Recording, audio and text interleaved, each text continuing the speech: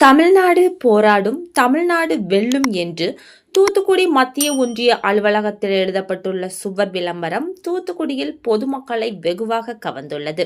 தமிழ்நாட்டின் நலனையும் தமிழ்நாட்டின் எதிர்காலத்தையும் எதற்காகவும் யாருக்காகவும் விட்டுக் கொடுக்க மாட்டோம் என மக்கள் அனைவரும் உறுதியேற்க வேண்டும் என தமிழ்நாடு முதலமைச்சர் மு.க.ஸ்டாலின் தனது பிறந்த நாள் காணொலி மூலம் மக்களிடம் கேட்டுக்கொண்டார். மேலும் தமிழ்நாடு போராடும், தமிழ்நாடு வெல்லும் என முதல்வர் அறைகூவல் விடுத்தார்.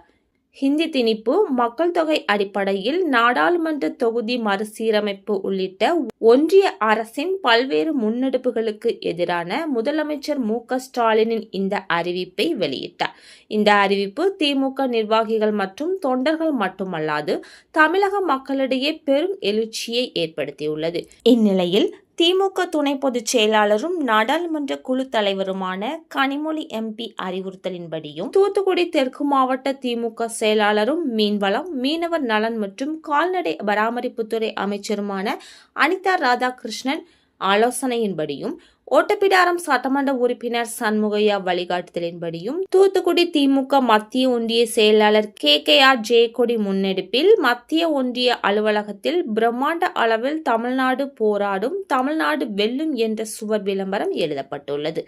தூத்துக்குடியில் முக்கிய சாலையான பாளை ரோட்டில் இந்த விளம்பரம் எழுதப்பட்டுள்ளதால் தூத்துக்குடி மக்கள் மட்டுமல்லாது பேருந்தில் பயணிக்கும் பொதுமக்களையும் இந்த வாசகம் வெகுவாக கவர்ந்துள்ளது.